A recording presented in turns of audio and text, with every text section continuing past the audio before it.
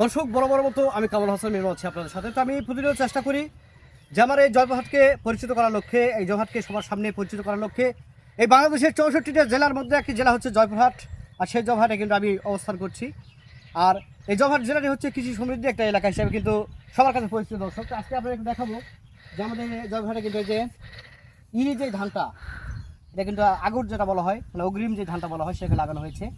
অনেক সুন্দর কিন্তু মাথা হয়েছে। দেখেন, মাথা বলতে আমাদের জবরা ভাষা কিন্তু মাথা বলা হয়, বা অনেকে শীষ বলে। তো আমাদের জবরা বলে অনেক সুন্দর মাথা হয়েছে বলা হয়। তো আসলে দেখেন, আমাদের কৃষি সমৃদ্ধি একটি জেলা হিসেবে আমাদের জবরটা পরিচিত। এত সুন্দর হয়েছে ধান, তো আসলে দেখার মতো জিনিস। কারণ ছোট্ট একটা জায়গাতে আমাদের জবহাটে কিন্তু এমন কোনো সবজি বা এমন কোনো ফল কিছু নেই যে আমাদের এখানে চাষাবাদ হয় না।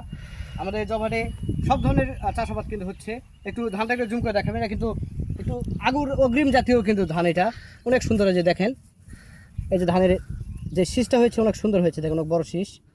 তো আসলে আমি প্রতিরোধ চেষ্টা করি যে আমার ভিডিওর সামনেই যে আমার জবহাটকে তুলে ধরার চেষ্টা করি, আমার জবহাটকে মানুষ চিনুক জানুক, এই চেষ্টায় আমি প্রতিরোধ করে যাচ্ছি। সবাই ভালো থাকবেন, সুস্থ থাকবেন, অবশ্যই কামাল হাসান মিলনের সাথে থাকবেন অজানা কিছু তথ্য নেওয়ার জন্য। অবশ্যই সাথে সবাইকে ধন্যবাদ। আসসালামু আলাইকুম রহমতুল্লাহ।